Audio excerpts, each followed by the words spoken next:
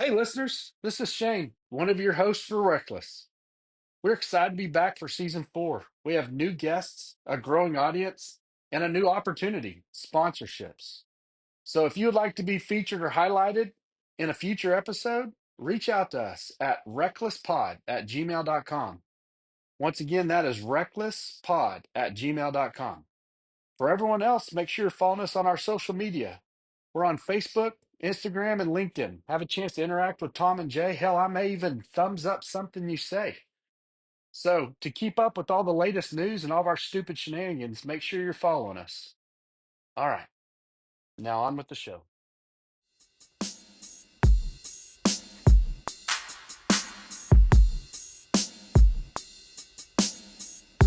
Welcome to Season 4 of RecLess, the podcast expanding your knowledge and making you smarter about the field of parks and recreation. Your hosts are Shane Mize, Jay Tryon, and Tom Venniro, three career-long friends from around the country bringing insights, industry stories, and a surprise guest each episode.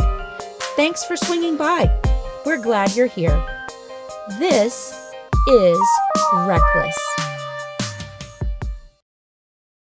Hello, everyone, and welcome to RecLess. We are now in Hey, what's up, buddy?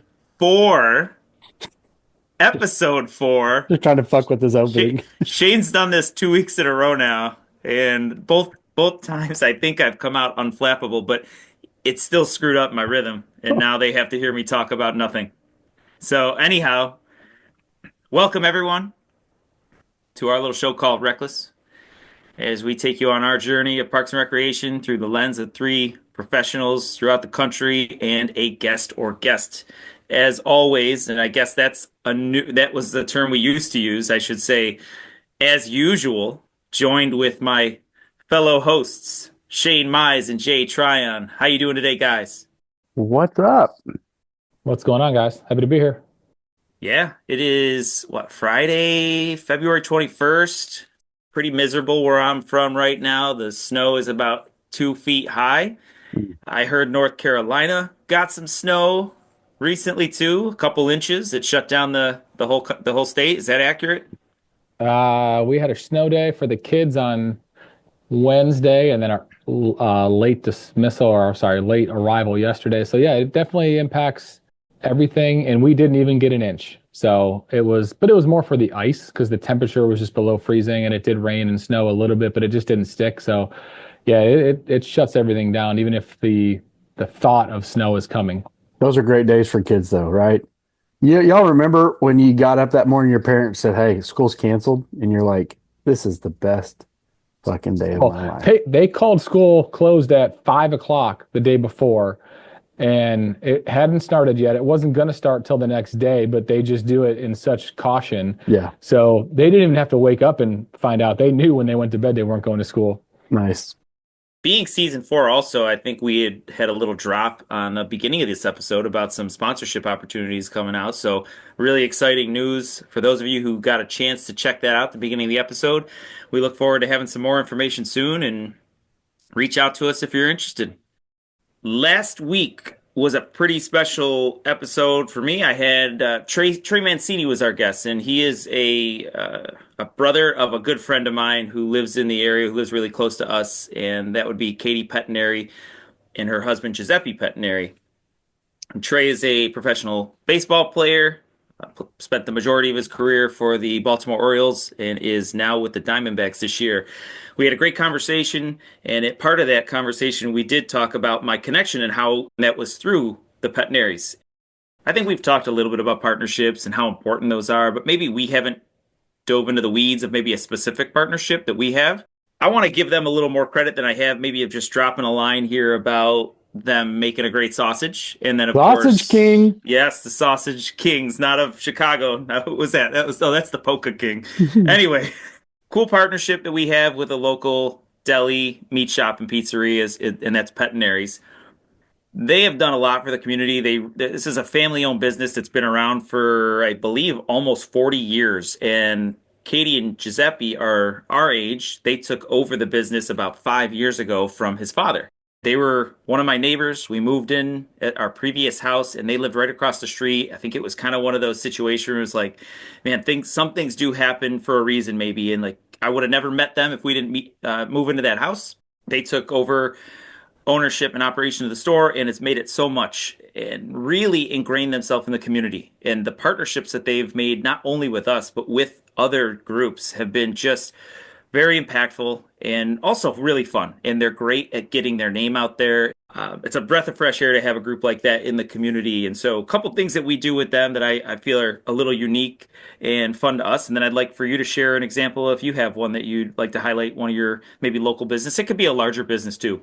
So they do a lot of donations, right? So maybe they'll do a meat raffle. Shane, this is right up your alley. So it's Now we're like, talking. yes. So their butcher shop, they'll have, X pounds of ground beef, steaks, chicken. I don't know if you would actually put That's yourself not in meat. that raffle if that was chicken, but I'm pretty sure they do some chicken wings, and those are really What is that? He doesn't popular. know what that is. He No. does not. So those are always really popular, and they partner not with they've done it with us. It's gone to benefit an inclusive playground project of ours years ago, but they do that with a lot of local groups, and it's always one of the favorites. I mean, it's like what, a couple $100 worth of meat that they're just donating, and people throw their name in with a raffle ticket. So some cool, fun things there. They're always trying to help and support through their business. We've done sausage tasting events where we partner with them on their property. They've come to us and done sausage making, so they have the ability. Obviously, they make that in store, but they've come to our facility with their equipment. Sellout class, we just did the first one of those in the fall, and we're going to do another one soon. People loved it. It was a really great experience. And again, I don't know that they're doing any of this to make money, but what it does for them in the future is very smart. They're very smart about that. They're great about jumping on trends. I've told you before that they name some of their sausage after maybe some local favorites like the Josh freaking Allen. And obviously, around here, the Bills are super popular. And so that's one of their most popular sausages. In addition to that, during COVID, when we had really no way of bringing in revenue, they reached out to us and said, hey, how are things going? Business is pretty good for us, right? Like everybody needed to eat during COVID. And they had a real special product. And so business was great for them. So they partnered with us in a few different ways, one of which is kind of close to my heart because I love to cook. And so they did pizza making kits.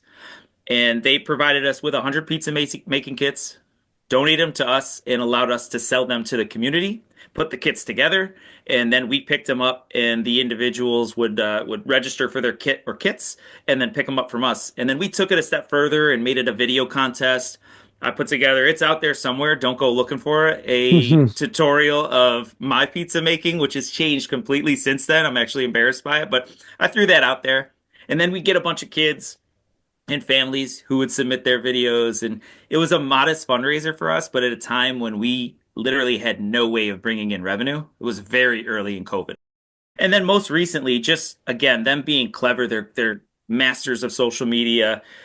Shane, you would like this. This isn't what I was actually saying, but they put something up. They were proud of something that they did, and part of the language that they put in there was let's go. What's the word that Whoa. you Yeah. know the word I'm trying to put in there. Hashtag Rooney, but let's fucking Yes. go. Exactly. And the response that they got on social media was hilarious because you had like half the community that was outraged of why would you do this? And half of them were excited and If you pumped put up a with P it. in front of it, most people let you do it. Well, that's a lesson. I'll have to share it with them. So anyway, what we've most recently done, they've come up with a new series called Hometown Links, and they allowed or invited me to be the first guest on it, which again, silly little dreams we have. I've always enjoyed cooking and food shows, but I got to take one of my favorite sandwiches that I've made for years and take the ingredients and make my own sausage with them. And they did a whole tutorial cooking show. In addition to that, just being fun and being called Hometown Links, right? Very creative sausage links to the community. They allow the individual who is their guest to take the proceeds of the sausage sales and put it towards whatever project or charity that they choose. So That's cool. I will stop it there. I could go on and on about Petinaries, and I know that I have to find a way to mail you some Yeah. sausage somehow to Texas. I know they do it. None They of that mail- blueberry sausage, though. I they don't need mail- any of that shit. that's- No, it's I don't think they make it anymore. It was special edition. There is a chance I will be coming to Rochester this summer. Cool. So if so, I expect some sausage on your backyard grill for us to enjoy together. Maybe All me and right. Hank will just come up. That'd We'll be drive. awesome. We'll get in the Bronco. You didn't get invited this time for real. Yeah, I'm not telling you when it is. And I don't know if the Bronco can make it that far. It can't. It's not. It's at the shop right now, actually. Unfortunately. But Tom, I love this topic. I think there's probably, if you asked 100 different park and rec departments, you may get 100 different answers because everyone in some capacity has partnerships that they value in their community that are impactful in different ways.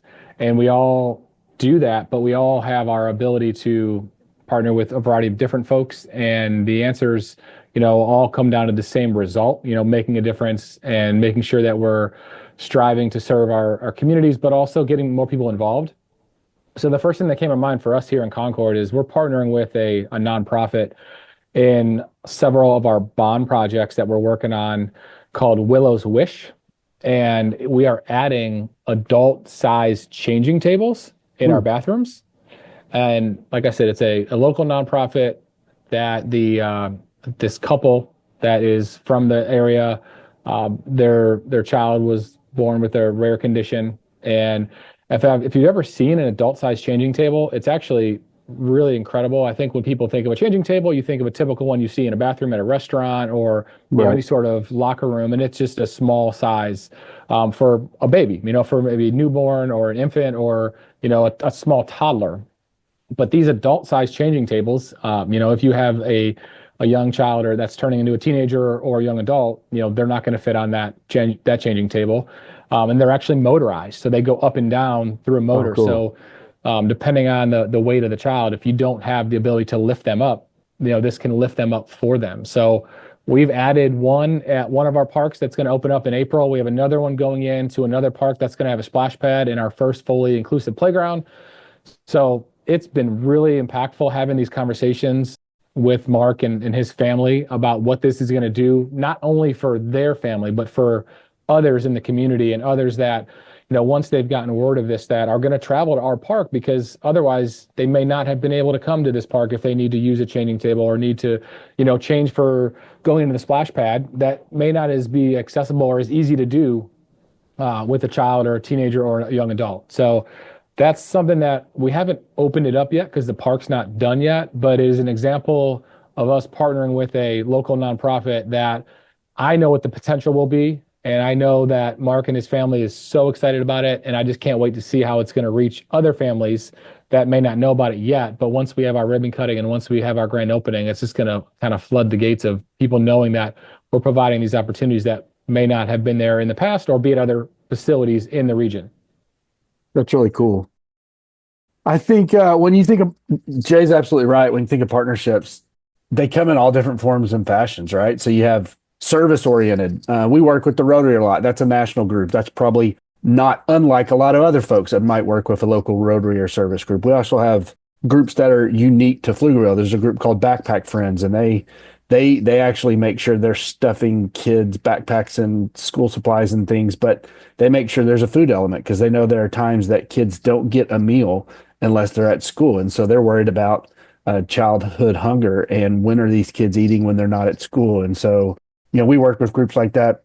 I think the last time this question kind of came up in our group, I talked about a pollinator group, the Monarch Sanctuary Project, that works with the pollinator community and this I-35 corridor that goes north and south from Minnesota all the way down to Texas. The pollinators all matriculate down all the way to Mexico along that corridor and all the way back up to Canada as they are migrating with the weather. And so there's a lot of cool groups. I think the one I'd want to highlight today is more of just a like-minded partner, which I think you can also find.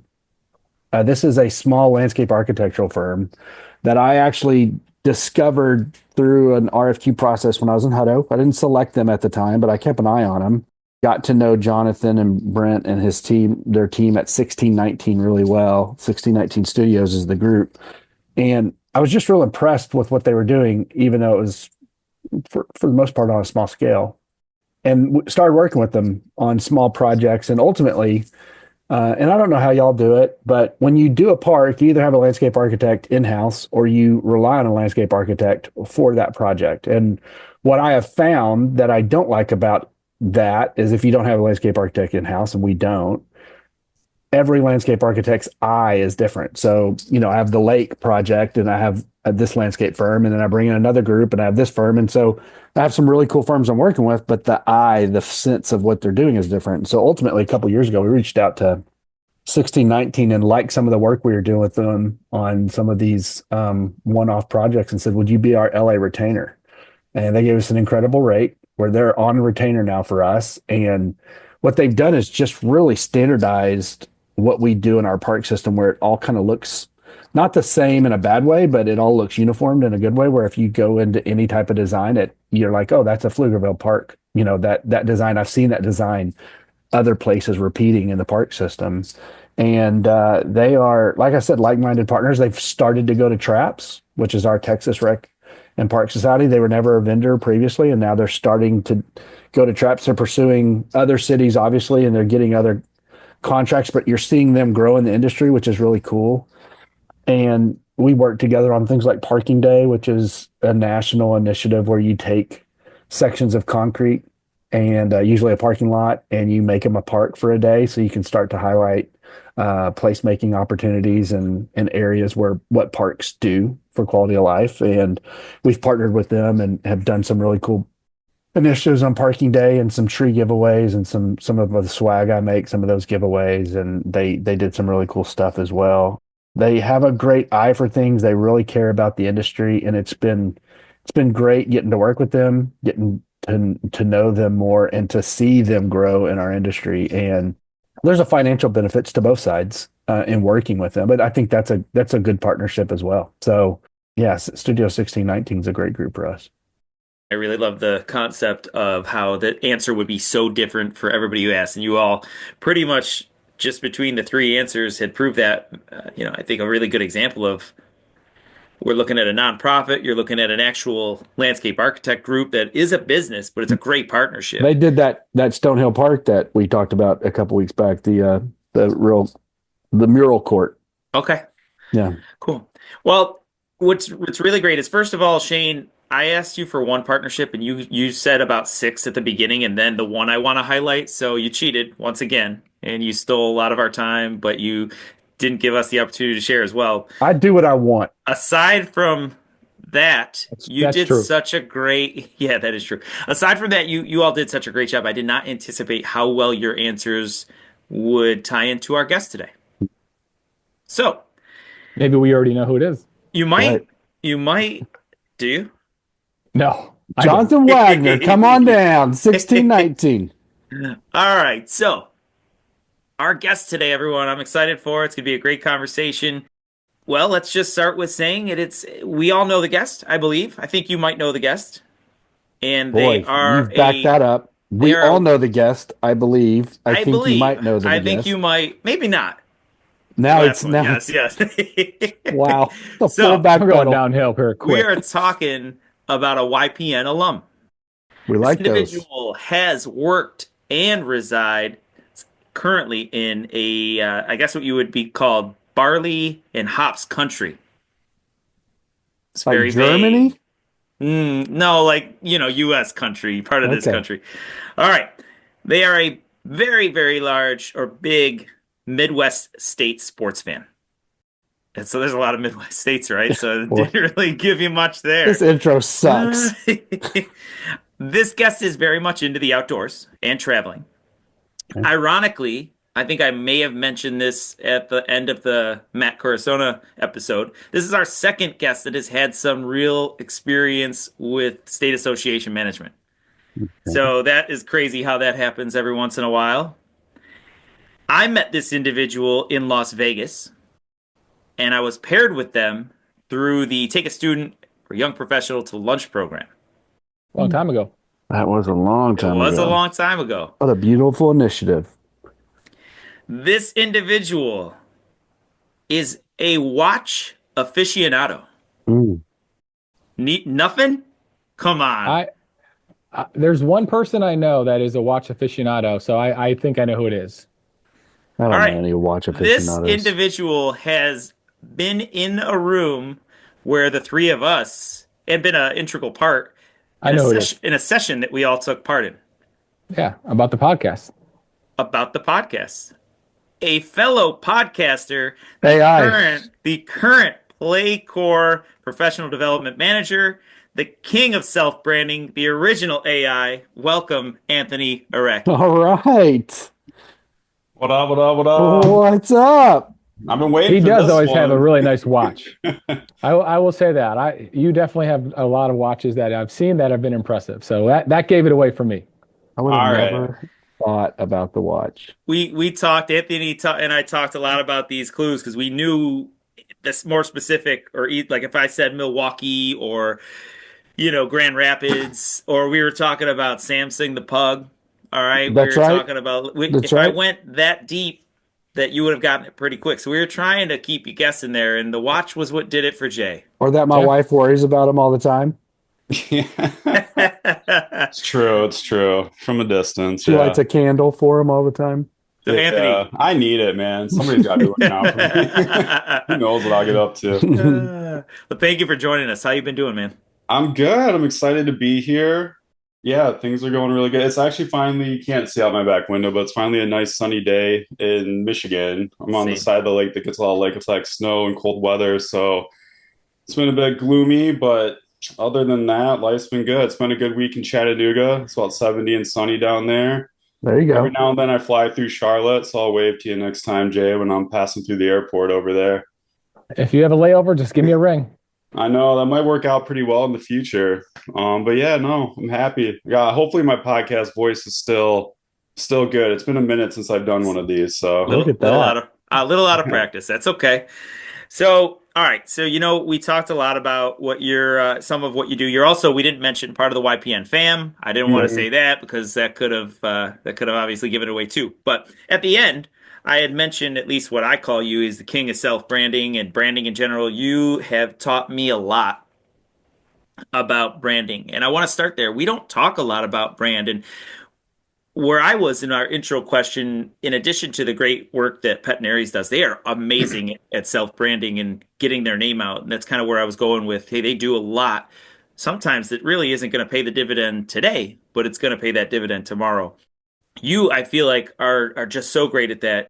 You've got a logo, it's fantastic. You are really wonderful at recognizing individuals who have been a part of your journey.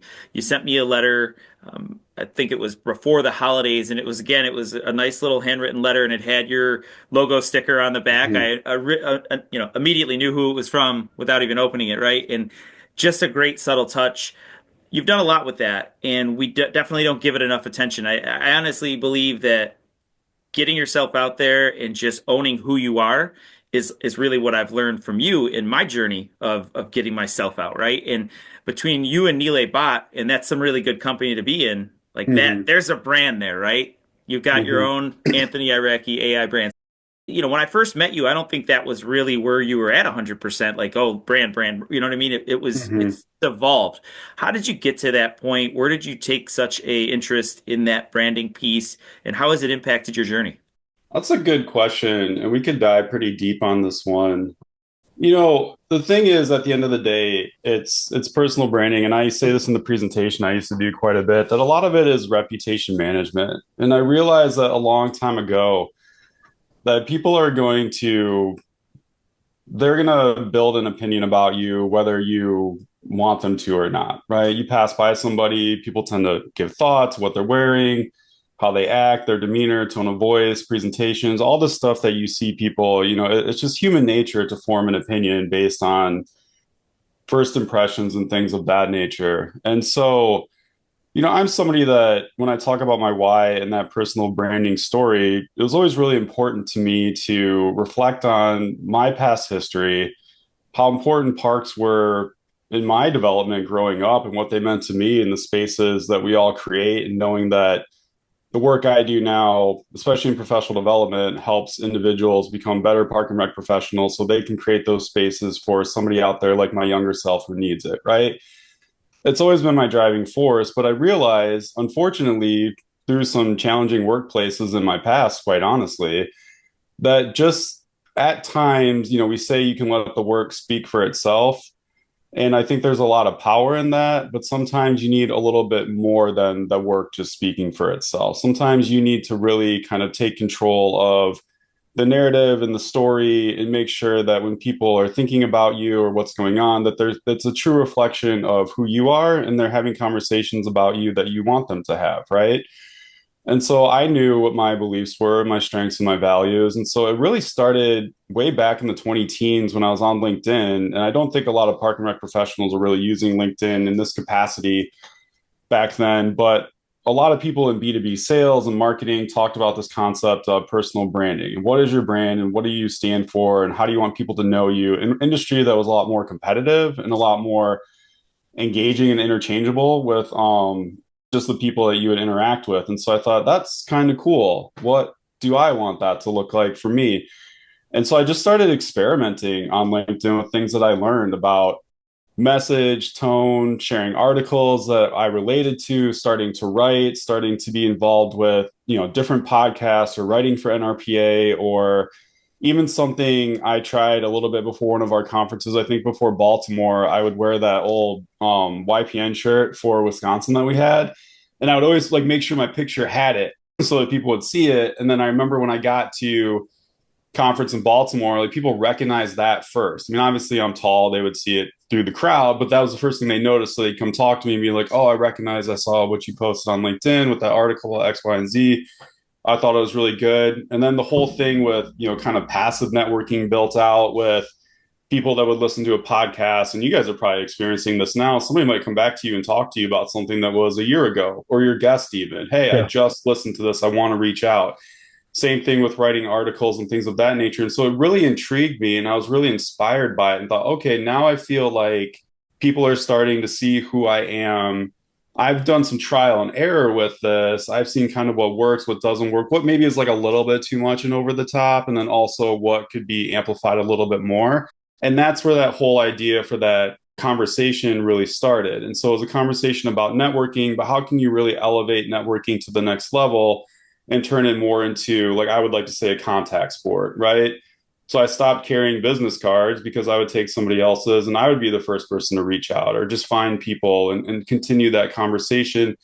And it really proved pretty fruitful, quite honestly. And the cool thing about it, though, is I could sit here and talk about my own benefits that I've seen from it. But what I think is more important to me is that I've had people reach out from those presentations after the fact and say they were inspired by it and they're going to take next steps. And they'll be like, that's great. I want you to. And then a year later, you start to see the fruition of those steps that they took. And then they follow up again and say, here's how it was really helpful. It was great. Thank you so much. And my response to that is always, well, make sure you pay it forward, right? So whatever you learned, whatever you went through, tell somebody else about it, reach back and help someone else out. And so I think that entire cycle of this process, which I don't necessarily talk about it as much anymore, but just kind of seeing others that have kept that conversation going is really inspiring. And so it's important, I think, especially in our industry, for what you want to stand out for, what do you want to be known for and passionate about. I mean, and you're all seeing it right now too with this whole podcast experience. I'm sure that people are really coming up to you and talking and sharing their thanks for continuing this conversation. Maybe people that would have never known you if you hadn't gone down this journey. So it's really good. I got to follow up to that. First of all, I'd love to get into that at some point in this conversation because I've talked to Becky about that as well. Like being the voice or the sound people hear in our industry now, and is that sustainable? And it's a grind, So I want to get to that at some point. But when you talk about reputation management, and how you did it in a very vulnerable way. You did it in a way that you were exposing yourself at a time that I think vulnerability is starting to become something that maybe is more popular, but it's not something that we saw when we were growing up. You were supposed to not be vulnerable. You were not supposed to show weaknesses or whatever. But it definitely leaves you open to be aware of what other people think of you, I think. And I think that is really tough for a lot of people.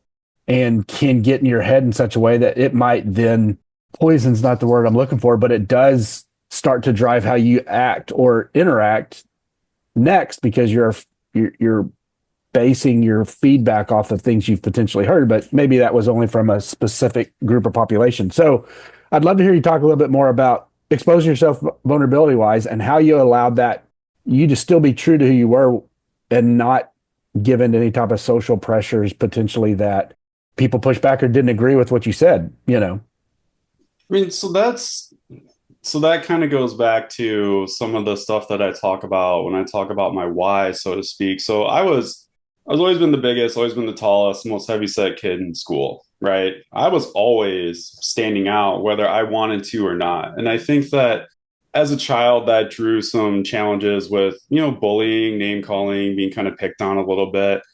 And I would always try to find ways to maybe shrink myself, right? Like, I wish I wasn't so tall. I wish I was more, I don't want to say like normal, but like, look, I wish Just I had trying to been like blend in. everybody else, Right. right? And I always tried to find that. And I felt that even in trying to fit in, it didn't really change anything. It wasn't helpful in the way that I thought. And I actually really like, there's a quote from the show Game of Thrones, if anybody watches it, which kind of like resonates with me when I hear it. And I heard this quote after I was going through this process, but it goes, never forget what you are because the rest of the world will not. Wear it like armor and it can never be used to hurt you. And so that's when I decided that, through this experience, so like I am going to stand out because people are going to think, if it's like trying to fit in wasn't necessarily making people think in a different way, or they weren't even seeing me. They were just seeing what I was trying to hide. And so by being vulnerable, putting myself out there, accepting it, owning that conversation, like showing people that I'm not perfect, I make mistakes all the time. And I always have that humbleness and humility to accept it. That in going down that route, I found that more people, one, saw me for who I actually was, which I really appreciated, and that's what I wanted. And two, it just resonated with more people because I think you're right. There is some bravery in that where people aren't necessarily the most comfortable in putting themselves in a vulnerable position. But seeing somebody else go through it, maybe it can inspire them to embrace it as well and be comfortable in their own skin or their own personality. And like there have been, I mean, there's some stuff too that like I've thought about posting in the past or sharing or talking about. And I'm like, well, maybe that even like is a little bit too much, but it's something that I've shared within interpersonal conversations with people. But yeah, it's always scary and it's always a challenge to kind of just click send on something. And you never quite know how it's going to be received, no matter how much thought or hope you put into it. And I've had a couple things that have come back in ways that just weren't like, I liked the decision, but didn't like the outcome, so to speak. But I think that as we kind of progress, like you said, into the culture that we're in now, like being open, being honest, sharing yourself, I think that's a value in leadership that I've seen in others throughout the years where people, that realness and that acceptance and the opportunity to be vulnerable is much more attractive when you're trying to lead people or share a message than if you just try to maintain this perfect image of who you're not. And that's also something that I would talk about in that presentation that was like, if you try to fake it, eventually it is going to crack and it is going to fall out. And the fallout from that is going to be very detrimental, right? So don't try to be somebody you're not, just embrace who you are, which is much easier said than done, obviously. Anthony, I want to kind of piggyback on something you said and Shane has said too, is we talked about vulnerability. You mentioned the term bullying. And I know, we've known each other for years. I know that you have a passion for the outdoors. You love being in the parks. How did being outdoors or being in the parks or maybe in your case, even scuba diving, how did your love for these outdoor activities that we're so blessed to be able to work around every day, how did that help you grow and help you become who you are, but also be that like safe space where maybe it was the place that you could be the most comfortable or you could do things that you might felt like you couldn't have done somewhere else? Well, I think it's because when you're out in nature and you're doing these things, I'm gonna struggle to find the right words for it, but like like nature doesn't care, right? Like if there's a hill to be climbed, the hill is to be climbed, a lake to swim across, a task to be completed, a way to challenge yourself. And so if you're getting some negative feedback in your life from individuals that are putting you down in a way, I found that by going out and challenging myself in the outdoors, in these spaces, and then proving to myself that I could actually do it is what the difference was, right? So somebody might say, oh, you're too slow, or somebody say like we can't pick you, like you're too much of an easy target and like dodgeball or whatever, like kids can be like sometimes. But then you go out and you're like, okay, well, like that's something negative, but I want to accomplish this task of I use the hill as like a reference because there was a huge hill in my neighborhood that I used to try to run up all the time. I'm going to do this and I'm going to accomplish it. I'm going to go down to the park and I'm going to try to get the best time I can on the park I grew up in. Had kind of like a ultimate, like not an ultimate ninja, what we would consider ultimate ninja now, but just have like an obstacle course in it, right? So I'm going to go through it and I'm going to do these things. And then in accomplishing that, then I found a lot of value and self-worth in those spaces in nature and outdoors. And I still find it these days. Like I was actually on a dive trip at the end of last year. And for the first time, I was like, I'm not going to bring some of my personal gear with me because it was on a cruise. I'm only going one day. I didn't want to carry all this extra stuff. I said, I'm just gonna rent. I've never rented before either. I want to experience this. And long story short, the rental gear was less than ideal, right? And it didn't even have a dive computer, which I was like, well, I've never dove without a dive computer before, but I have a dive watch and this has a depth gauge and I know my dive tables and usually I have my weight situated differently. And it's just one of those sports where you can really dial into what your preferences are. Long story short, by all accounts, like this could have been a really bad experience because the weight belt was just kept moving and shifting. The stuff was kind of old. Things weren't quite going well. But because I am a good diver, because I have that experience, it was a good dive. And so I left that trip feeling really confident, like, wow, in face of a situation, I was able to fall back on my skills and my experience and my expertise and make that good. And so that is a prime example of utilizing being outdoors in nature, the benefits of mental health, the benefits of physical health, but just the benefits of challenging and pushing yourself in ways that you can to maybe if you're facing some of those challenges in your life where people like you're facing some negativity, whatever that looks like, it's a way to really boost your self-esteem and confidence and then keep going. And what can you translate that into other areas if it's personal or professional?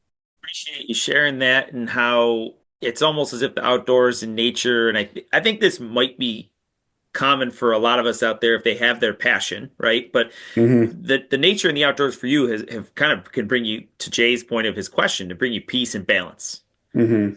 And I think we're all looking for that, right? And especially in this profession, we talk to so many individuals who struggle with work-life balance. Yeah. Maybe a lot of that is because some of our work-life balance is because our passions happen to be almost exactly tied to work. Yeah. So, Yeah. and that's very interesting and unique. It's different, right? It's someone might be an accountant and it might be a grind during tax season. But when they go and they escape, they're going to escape outdoors. It's not the same.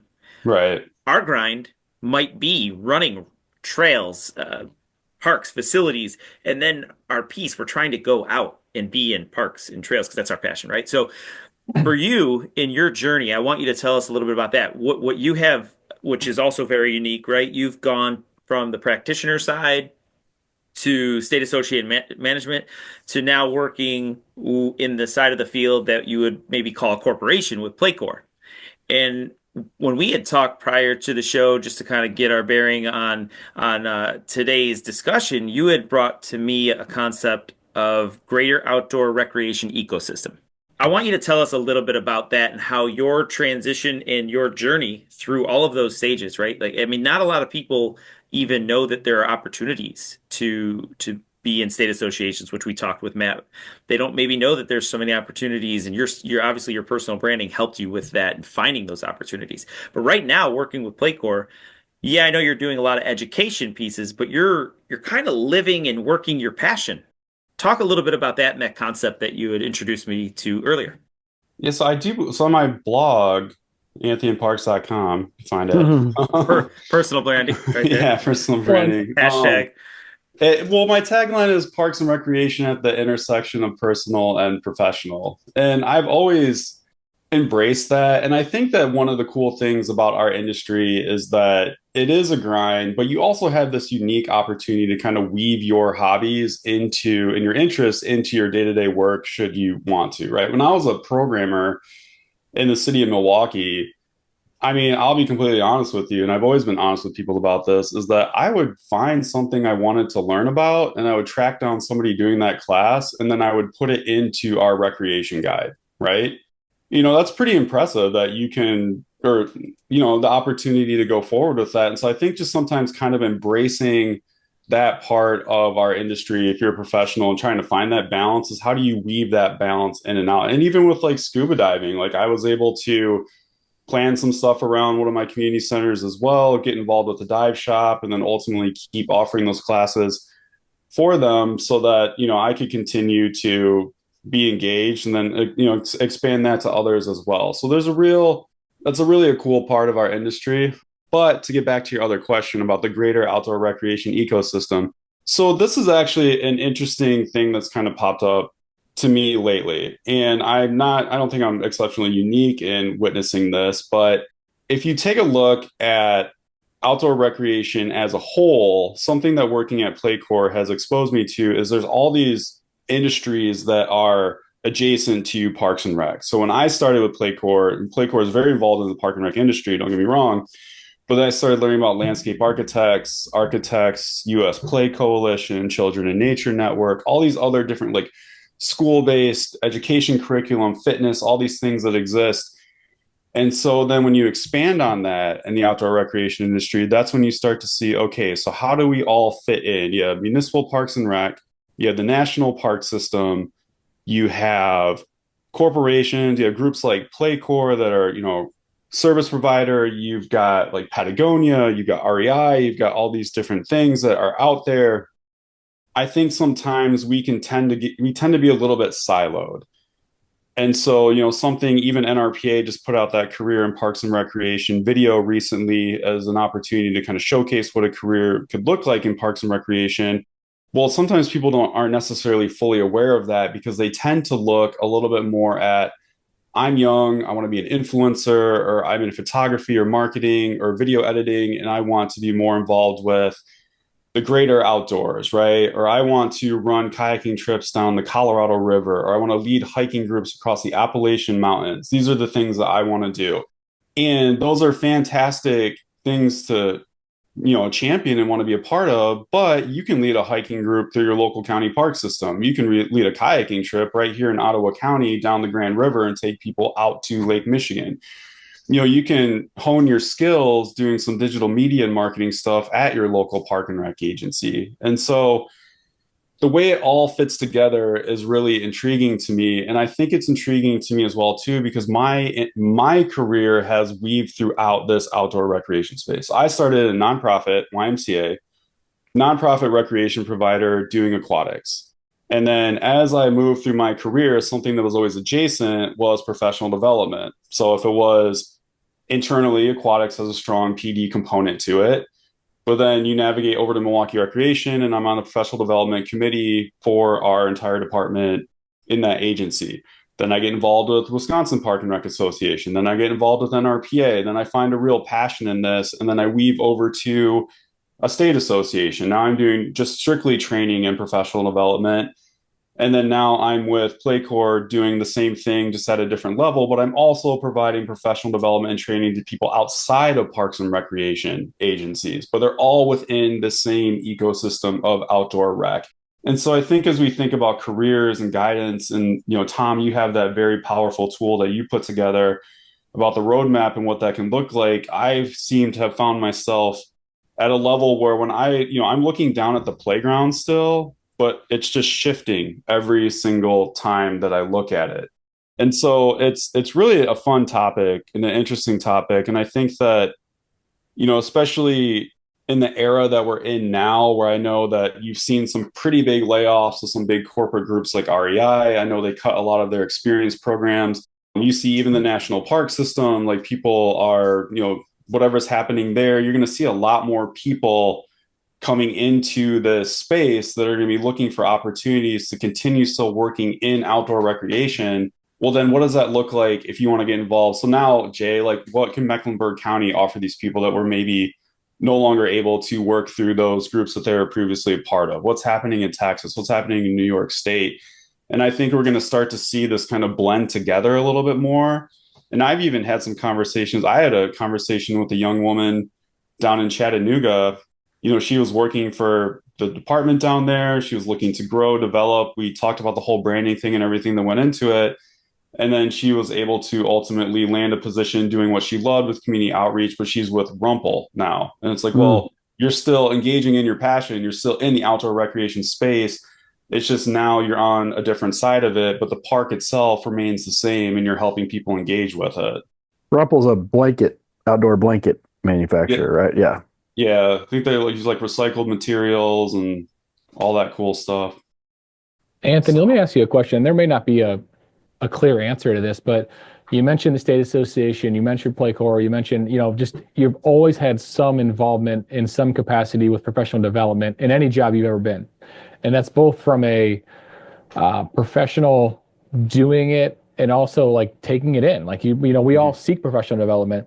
In your work in the last year, 2 years, is there a theme or a topic that you're seeing as like the most requested type of development that people, whether they're young professionals or middle managers, what they're looking for to become, the best they can be and to kind of grow that ladder? yeah, and it's something you talked about earlier with Willow's Wish. It's inclusion and Yeah. accessibility seems to be one of the leading topics, and it goes right in line with, I've had conversations even on podcasts throughout the years where I've been very conscious of the fact that I've been able to engage with the outdoors in a way that there weren't really barriers, right? Things were accessible to me. They've been accessible to me my whole life, right? It's one of those things where we're seeing this trend and how do we get those benefits? How do we get those opportunities? How do we design playgrounds and play spaces and restrooms with adult changing tables and all these different things so that we can include every member of our community that goes into it. I've learned a lot with PlayCore. We work with Bill Botten, who's retired from the US Accessibility Board, who helps us through our ADA series. And he is just a wealth of information in helping us, understand how to design and work with communities to get these spaces built so that everybody can join us. And also, something that's kind of interesting too is, so you guys know I have a pug, right? Samson. Samson uses a mobility device. He has a wheelchair. And this is a dog that I spent my entire life. Once a day, we go for a mile, 2 mile hike every single day, right? Well, he basically got the dog version of ALS. He's losing all of his use in his back legs. And he's finally reached a point where if he's not laying down to eat or drink or walk around or use the restroom, like he has to have his wheels on him. And something as simple as that has changed even my approach. When I drive up to the park that's up the street from me and I see that they haven't really plowed the on-ramp, the transition areas, the trail itself, I'm like we can't go here. He can't navigate Yeah. that. So who else can't navigate that? And so, that's just a personal example of mine. But I think that it's one of those things where that is definitely the emerging trend. And behind that, I would say like intergenerational places are definitely coming down the line. And then mentorship opportunities, which are huge. I think people are hungry for information and people are looking for ways to learn and find a bit more of that kind of interpersonal one-on-one engagement to help them really grow in a safe space where they're more comfortable being vulnerable and more of a closed conversation than so outwardly.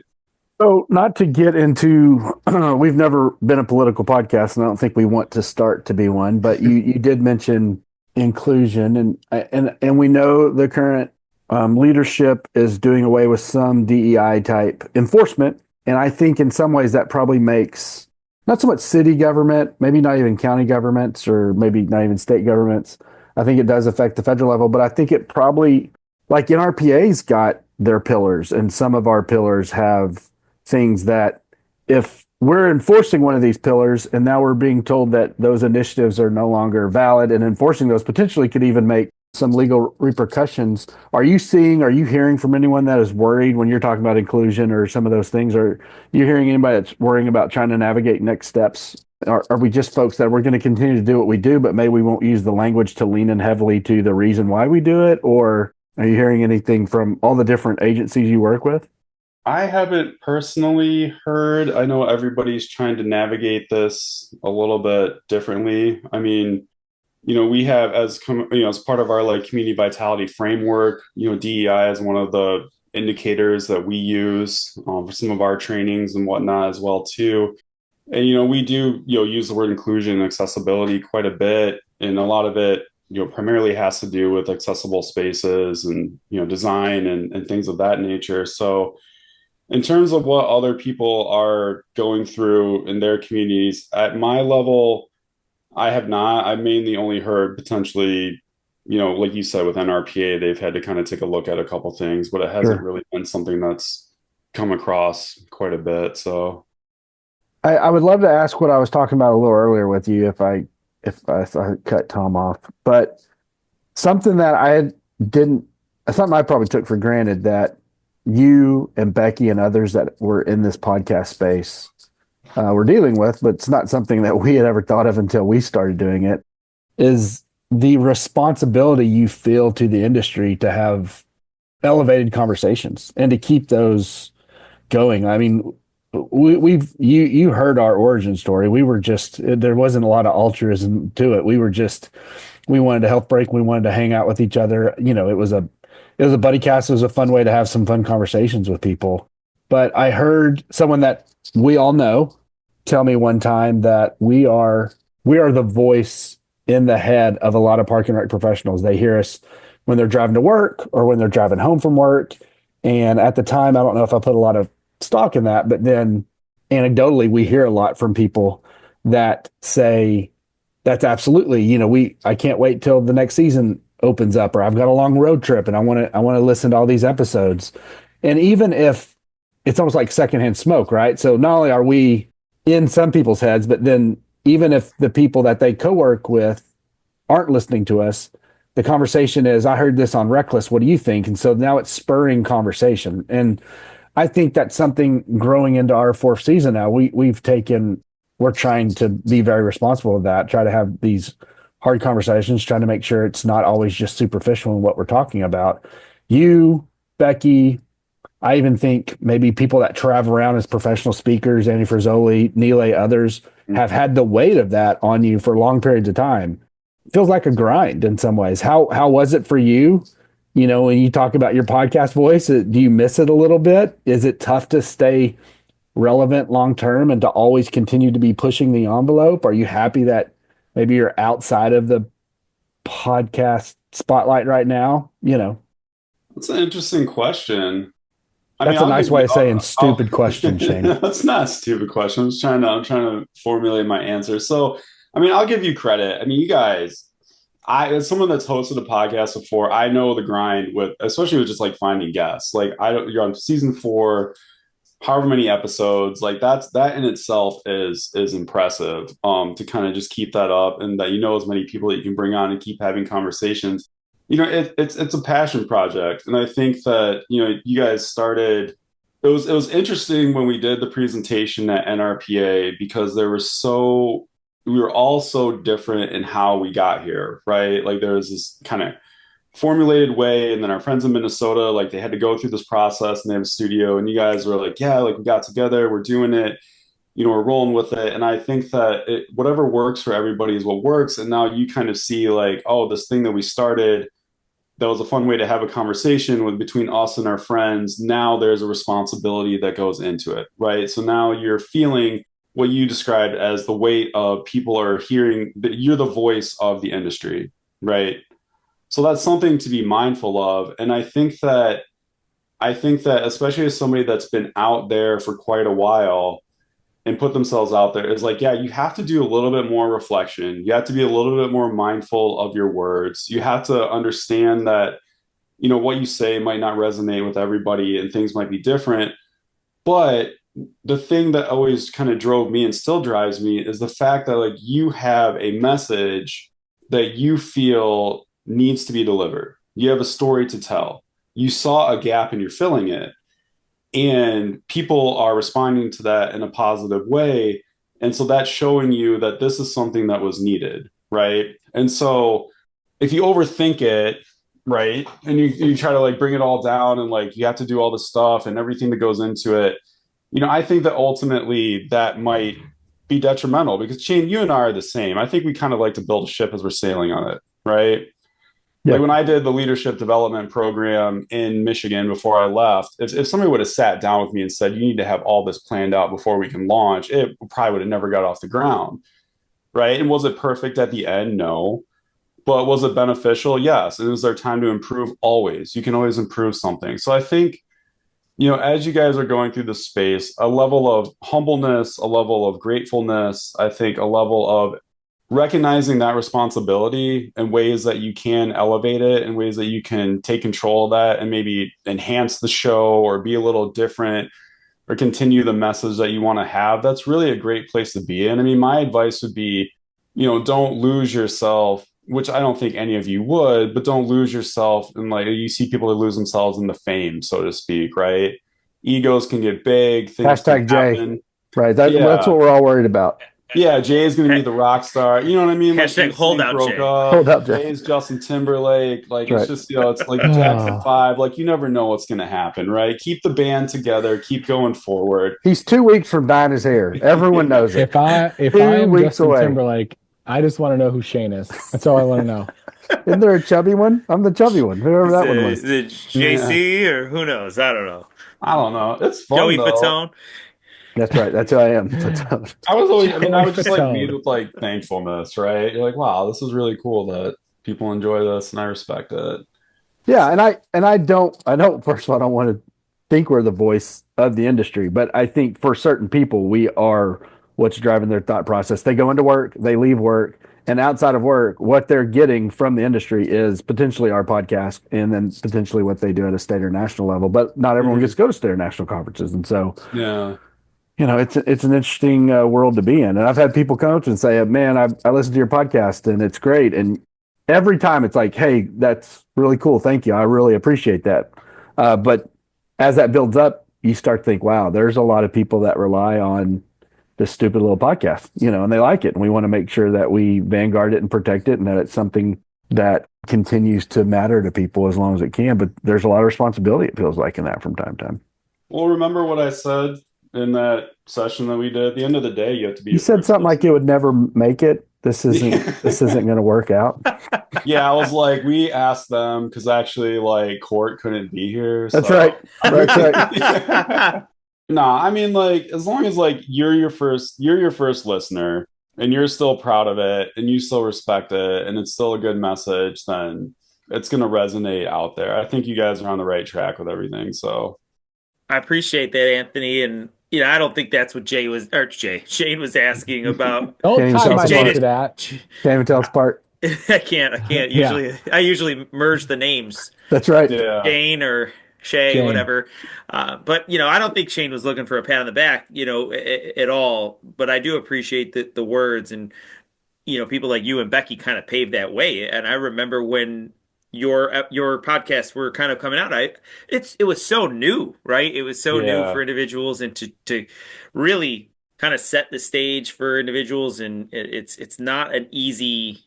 I don't think that's an easy task, and it might go understated that you were a part of that. No, when I've talked to Becky, she's happy to have been a part of it. She's happy it's in her path. Like that schedule, that continuing to produce, that constantly being on. She thought it was great and meaningful in her career. She's also happy that that's not something she's doing currently. Yeah, truly. I mean, Becky. I remember when she first launched it, and none of us we didn't quite know who she was. And then it came out, and then I was fortunate enough to work with her. So I owe her a huge debt of gratitude for even the opportunity to kind of start down this whole experience. Yeah, she said you still owe her some payments. Yeah, There's still some. Yeah, I think my check's been in the mail for a couple of years, but we'll see if she ever cashes it. So, Anthony, I'm going to change gears a little bit here. And first of all, I meant to say something a while ago, but we were in deep conversation like we always are, and it's hard to get a word in here and there. You had mentioned a quote from the Game of Thrones, and I really love when individuals come on our show and talk pop culture. And then that makes me want to go back to the group. And I'm going to just make some assumptions. I've seen the Game of Thrones series. I loved it. I've seen it twice because it was hard to get through one because it's so long. I would love to do it again. I would. But I don't think right now at this point in my life I have the time to do that. Jay, I'm guessing now on Jay and Shane, 100% has never seen a minute or clip of it. And Shane, I'm gonna guess you maybe seen an episode or two and didn't get too far. How'd I do? That's absolutely right for me. Missouri City was where I was working when HBO came out with Game of Thrones, and my whole staff were watching it. And for a couple years, I just walked around aimlessly listening to them.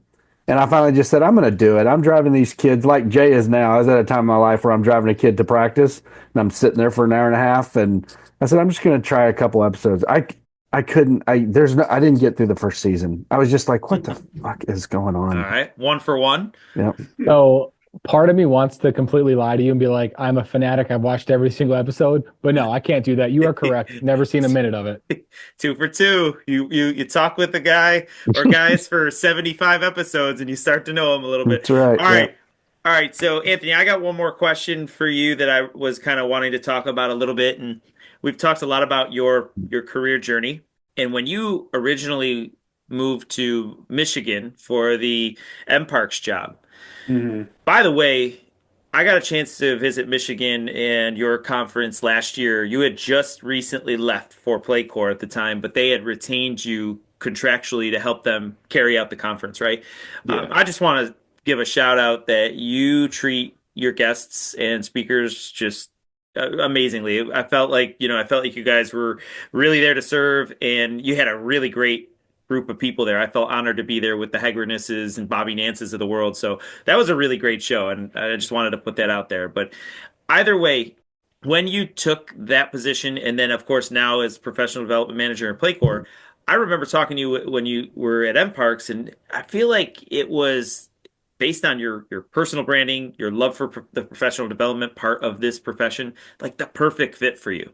So, do you agree with that statement? And I know it's going to be hard to say no because your employer probably wants you to say yes, but do you agree with that statement? And can you maybe tell us a little bit about what you're up to with PlayCore now in that position, like the learning labs and other initiatives? Yeah, I mean, I'll be honest with you. I love working for PlayCore. Like, we have a great team. Say it louder. Yeah, we have a great team. Everybody I've had the chance to work with at PlayCore, it feels like a big, small company. And, a lot of people have been there for quite a number of years in their career. And there's a few of us newbies that have kind of transitioned in over the past year and a half, and everybody's kind of gels and meshes.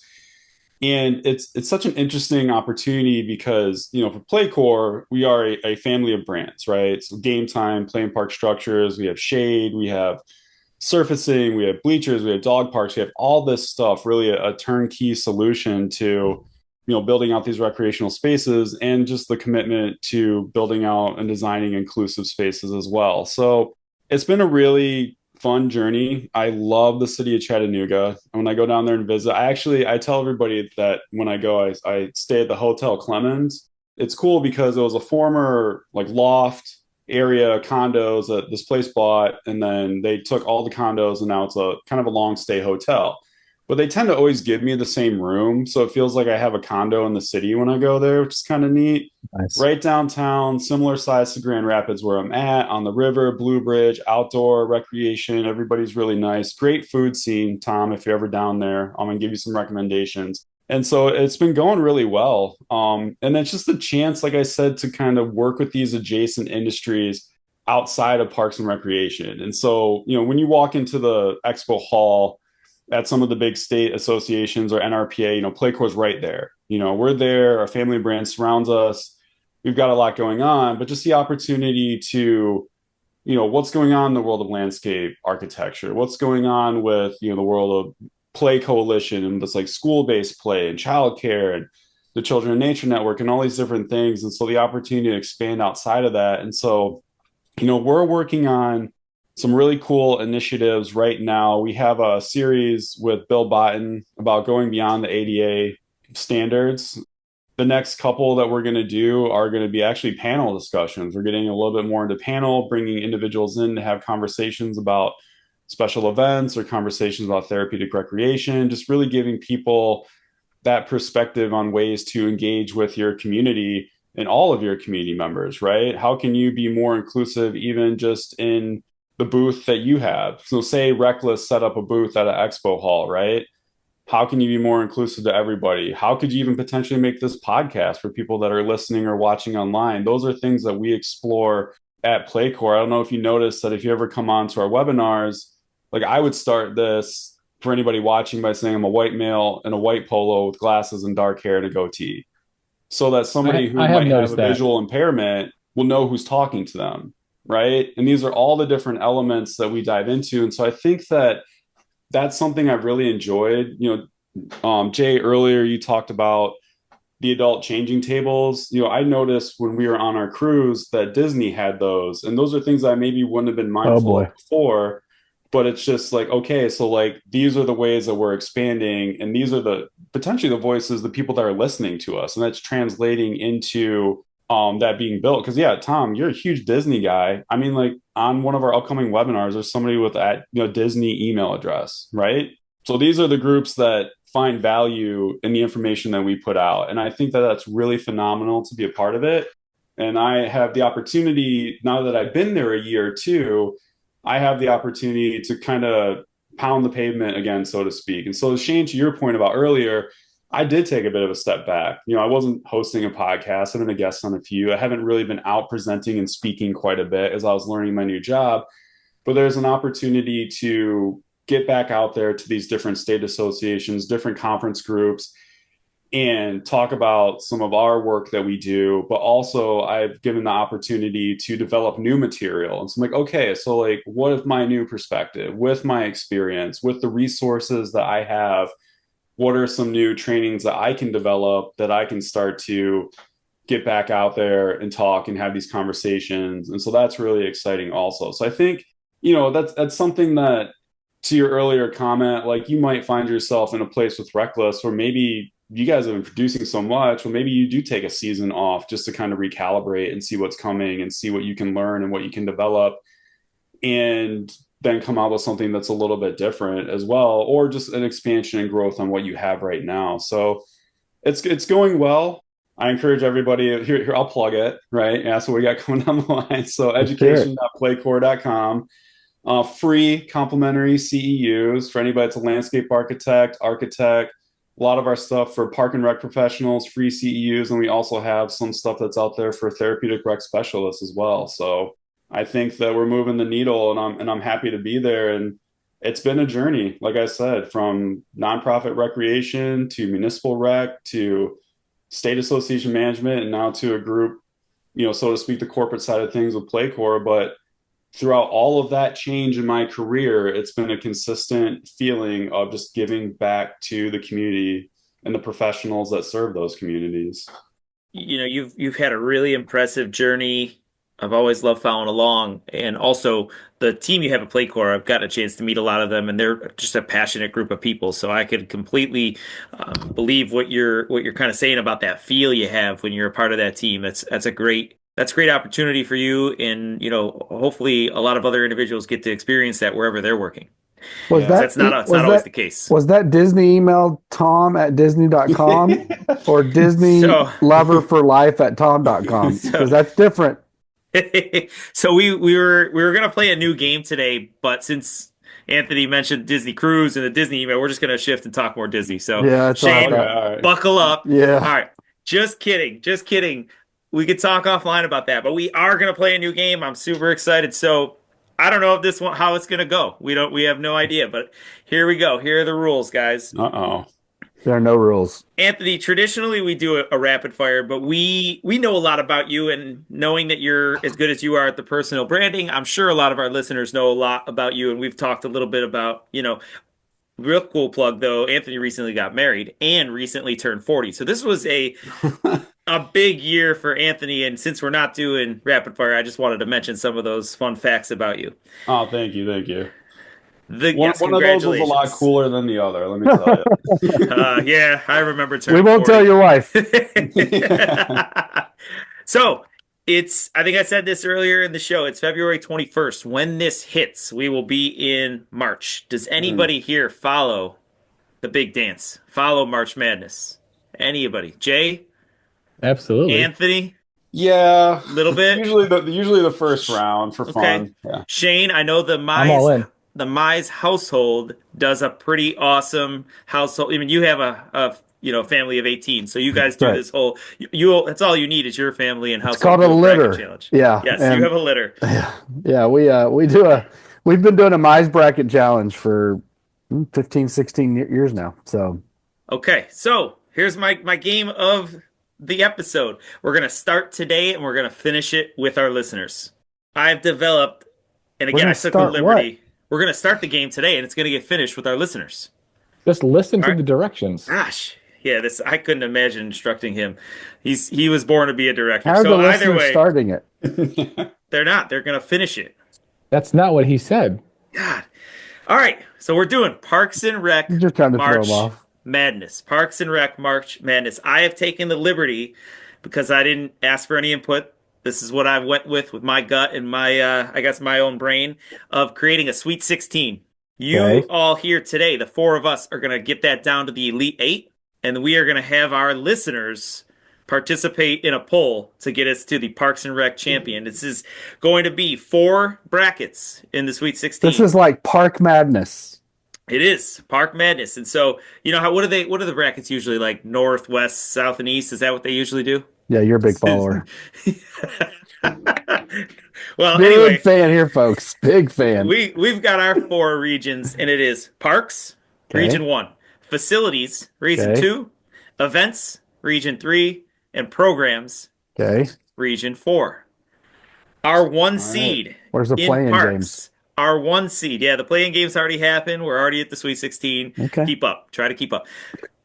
Our one seed right now in the parks category are playgrounds.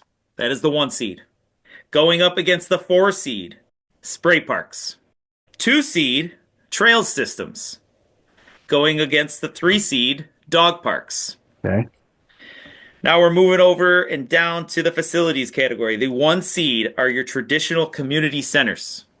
Meeting rooms, maybe a gym, traditional community center, nothing crazy. Number 2, field house, a sports field house, indoor or an outdoor. So we're going to combine that into one category. So a sports complex, either a field house or maybe a That's the 2 combination. seed, or that's against the 1 seed? I'm sorry. Yes, that is the 2 seed. I forgot to mention the 4 seed. The 4 seed. So the 1 seed is going up against the 4 seed, which is a specialized rec facility. So the 4 seed is a specialized rec facility like a trampoline park, or what do they got in the Woodlands? That ropes course and Yep. so a very specialized rec facility. So now we're going back to the next part of that bracket. The 2 seed is a sports complex, either outdoor or indoor field house, against the 3 seed, an aquatic center. All right. Now we're moving over to events. Number 1 seed, a summer fest. Classic summer fest, fireworks around the 4th of July. Okay. The 4 seed, they're going up against a concert series. So you got more than maybe 1 or 2 days. You've got a series of concerts that has whatever else comes with it. The next in events, the 2 seed is your holiday events. So bracketing or bunching them together, your holiday, your Halloween. So there were no upsets in this getting to the Sweet 16. Well, I just reseeded, all right? I reseeded. Okay. Against the 3, which is a food truck rodeo. Okay. And Well, then you already know Shane's vote is going to be the Easter egg hunt. That has to I win think it all. so. I think so. So finally, in the programming bracket, we got the 1 versus 4. Summer camp, traditional summer camp versus specialized sports camps is the 4 seed. 2, your senior programming. So your senior center programming is the 2 seed. And then 3 versus 3 fitness centers, fitness programming, not centers, but fitness programming. The rules here is I want you all to try to pick the winners of that. We're going to get that down to 8 based on impact you feel they have to a community. It's all going to be biased because you know what your community and other communities around you, relevance that they have, and then maybe preference. So if you're looking at those 3 categories, balancing it out, your preference, but also impact and relevancy. Here we go. I wasn't really listening. Can you repeat all those again? All right, we're going to go into the parks category. Playground versus spray park. Give me your vote. Playgrounds all day for me. I have to say playgrounds. Yes. It's playgrounds, hands down. All right. Here we go. Playgrounds advances. Who are they going to be facing off in the Elite 8? Trail systems or dog parks? I'm Gotta be trails for me. Trail system. Yeah. Okay. Samson would say dog parks, so I speak for him in this capacity. I was gonna But say, see, can't be upsetting the dog Yeah. park. but a trail system Yeah. can have a dog on it, but a dog park doesn't want me walking around in it. That's good logic right there. Yeah, your dogs Good can use the logic. trails. That is good. Maybe not all of them, but that is good logic. All right. Trail system advances. All So right, one up in the versus two. facilities, we're going the traditional community center. Again, relevance, impact, preference versus a specialized facility, which is obviously really cool. A good attraction. I guess that might depend on the community. I'm gonna do my upset here. I think a traditional rec center, when we think of one that's like 20 or 30,000 square feet, does a okay job of serving everyone, but doesn't do a great job of serving anyone normally. And if you have one of these unique spots in your community, it's because that community needed that self-defense class or that hang gliding studio or this rock climbing wall or whatever they've put in there. And so I'm gonna say the specialty center. What you just said was completely counterintuitive to your statement, 100%. Nope. Yes. Nope, because it does a really So- good job of serving the population that needs it versus a really poor job of serving everyone else. Okay, so the specialized center is going to serve, just for basic math, 100 people, where the rec center is going to serve 1,000 people. That's right, but it's not going to serve them well. And let's Says say who? Says who? because it's just it does an average job at everything. He didn't say an amazing rec center. He just said your basic rec center. So Maybe I'm your thinking rec centers are basic, but not the ones I run. I've seen yours. I've been in there and I've talked to them. They can't even open up basketball leagues on time. I'm going to rec centers. Looks like Anthony's in a position to break this tie He's here. got to break it. I think I'm going to go with rec centers as well. This Okay. is bullshit. Thank you. What are you going to do? All right, this is a tougher one because this is definitely one where aquatics versus sports complex. Sports I complex. came up in aquatics, so I have to say aquatics. We got 1-1. All right, Jay, I have to say sports complex. I think it has a broader longer reach. and bigger impact. The thing is with aquatics, and I love aquatics, but it doesn't build the relationships like sports do with being on a team. Whereas, because anyone can go swimming by themselves, so you're just doing something by yourself. But the teamwork, the sportsmanship, the communication, all the attributes that come through with teams. What about sports. synchronized swimming? What about swim teams, Jay? So, well, There's no lifeguards? doubt swim teams. I'm not saying there isn't. Water But polo. The average user is typically an individual swimmer swimming by themselves at 5 a.m. And they're having a great deal of impact on themselves, but I want the greatest impact, and that's team sports. I would. They get a life I could skill. counter. I would just say kind of a counter to that. Yes, there's a lot of life lessons from sports, but also swimming is kind of a life skill, right? I mean, there could be a major emergency if you don't have the access to learn how to swim. So, but hey, sports took this one down. So Don't sports is moving discount all the on. people that learn how to swim. I like that, Tom. That's right. You're right. They can So- doggy paddle. Here we go. We're moving into events. Summerfest versus a concert series. So it's basically that impact, and it's 1 day, 2 days maybe versus a more drawn out, smaller crowds. What do you guys feel? I like concert series. I didn't want to have to agree with Shane, but I do agree with him. Oh, I think that's the biggest upset. I was totally thinking the Summerfest has just a huge impact. People live by it, right? It's a core memory. Anthony, I don't know. Maybe I'm wrong. Maybe you're a concert series guy too. It's funny because when I was in Milwaukee, the concert series was called Summerfest. So... It is. We've actually talked about it with Trista on a previous episode. Yeah, trust me, I miss Summerfest every summer because there's so many people. I mean, you just see everybody you'd ever want to see going to that thing. Let me see here. Okay, summer 1 day festival versus concert series. Yeah, I would agree the concert series is more impactful. It's usually, it's happens more than once. It's repetitive. People get together, listen to music. You can have vendors. You can have all those elements of a summer concert or a summer fest with that. So we have a Rock the Block, but we found out after our first year of doing Rock the Block, this downtown music series, that rock is potentially not something that every culture is interested in, right? Rock and roll music. They want other types of music. And so maybe it turns people off. And so we're trying to brand this, and I'm trying to get my city council to let me call it Couchella instead of Coachella, and I'm just going to have couches out there. Thank you. We're going with like a cow, like No, Couchella. COW.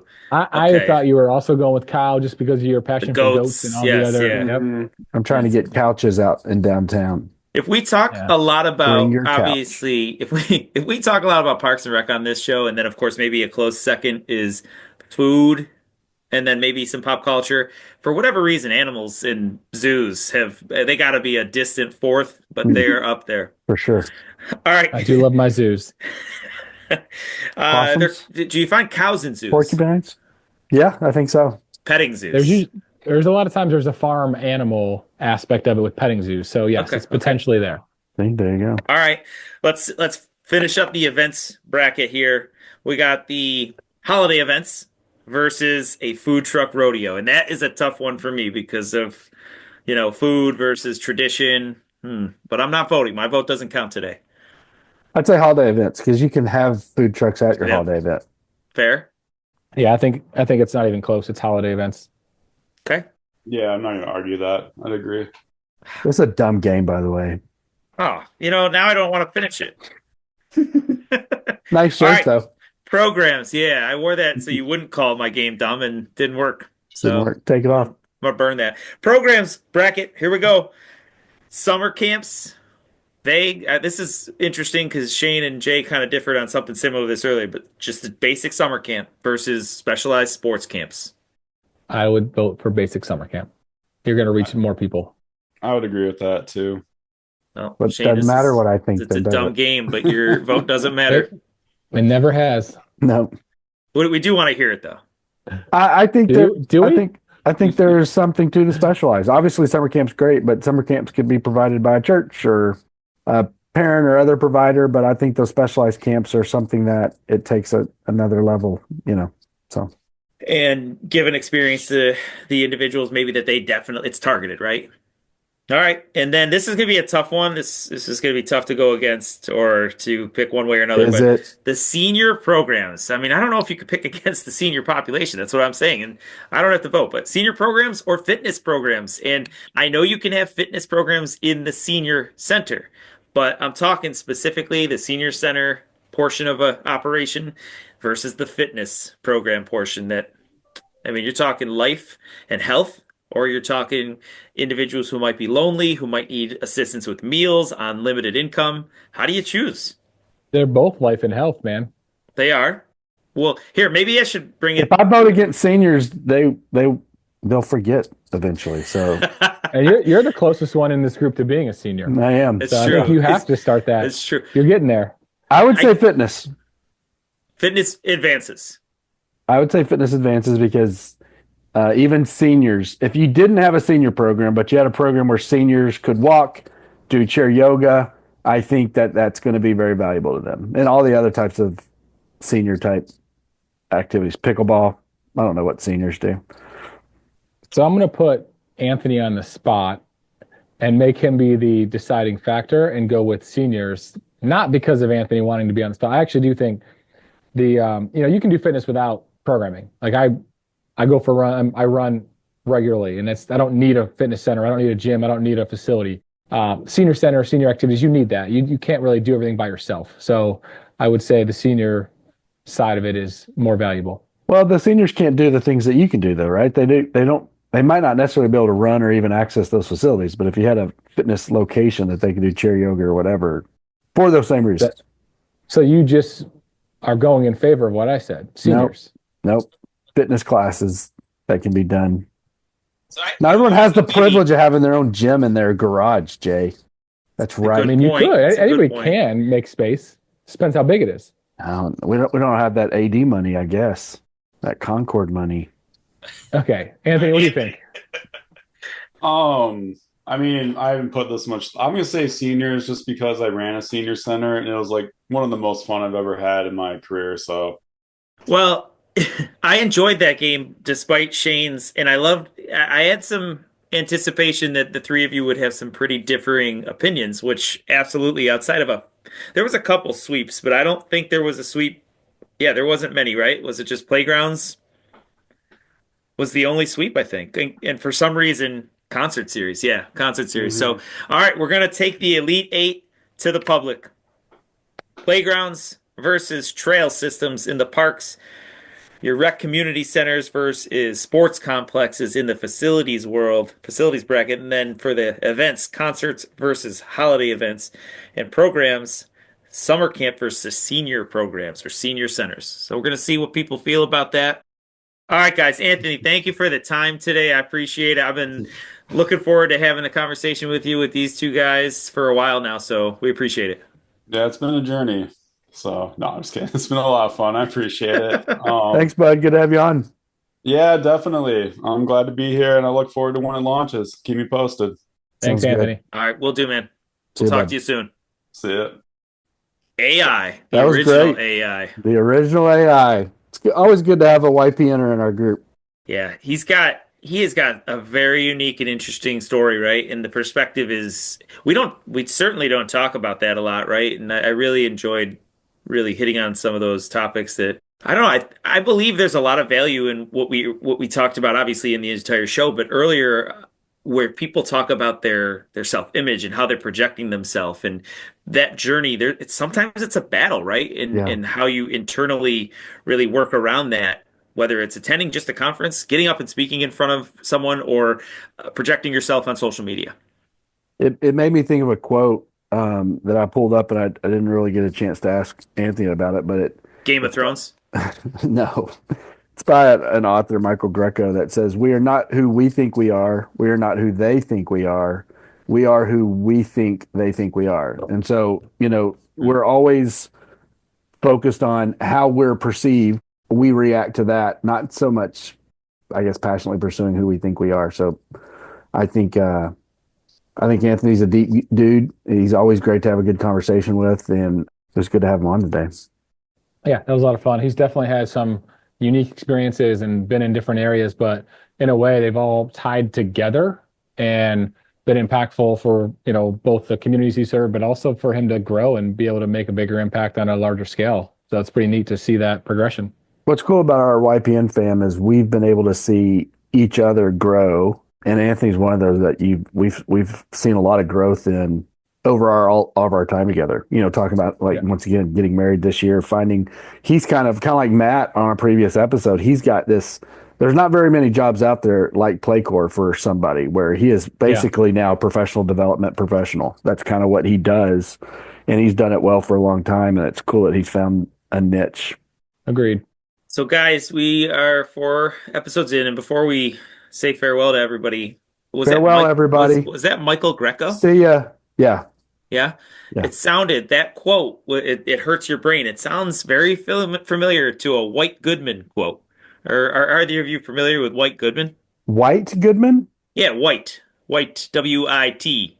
Is that a guy in Game of Thrones? No, nobody knows the movie Dodgeball? No. And that's bad because Bateman's in it. Yeah. So I know the movie Dodgeball very well, but that's a bold strategy there, Cotton, but not what you said. Yeah, so White Goodman is having a conversation with Peter, the main character, and he's like, I know that you know that I know that you know what they know. And exactly what you said. I was like, wow, he must have stolen that from Dodgeball. Uh, Or one way or the other. But yeah. yeah. Oh, man, that's disappointing. I really thought Dodgeball would land with this group. You Just can never dodge know. a wrench, you can dodge a ball. Yeah, that's one. You got it. All right. All right. Well, I'll give you all my apologies for that game. I really thought it was going to be fun. One of my You don't need to apologize Terrible, to me. and I liked hated it. You didn't disappoint two people, just one. Yeah. Yeah, this gentleman that I talked to inspired me. He said that he used to be a DJ and they were during COVID, they had been struggling for content. So they did ironically, we talked about Justin Timberlake and NSYNC. They did a boy band March Madness. And I was like, oh, wow, I love that idea. Let's bring that to Parks and Rec. And, you just can't please Shane around here. I've done a Park March Madness for a couple years now. Park Madness, we rank the park system every year. Thanks for following on Facebook, by the way. I really appreciate that. This has been fun. All right. What do we got next week? I'm at Chaps next week. We're off. So we're off. All right. Who's next on the schedule? I have no idea. I've been, first of all, I also want to say I've been on 3 of the first 4, so you guys need to pick it up. We're still on, So by the way. I have We're just a talking run live. of like 3 or 4 in a row. And as of today, just so the listeners know, me and Tom are just like running this show because Shane has not booked one guest for the entire season. But he likes to insult our games and everything else we do. I mean, we have probably 12 episodes booked between the two of us, Tom, but Shane has 0. I'm not interested in your social constructs. So, all right. Well, I don't know how that applies here, but we're going to bid farewell to you all. This has been a rocky exit. We apologize for that. Brutal. But we look forward to seeing you next time on RecLess. Bye, everyone. See ya. see ya. Follow RecLess Podcast on YouTube for more content and outtakes. Listen and subscribe wherever you get your podcasts. Follow along on Facebook, Instagram, and LinkedIn for news and exclusive clips. RecLess Podcast is edited and produced by Hannah Mize. Thanks for listening. See you next time.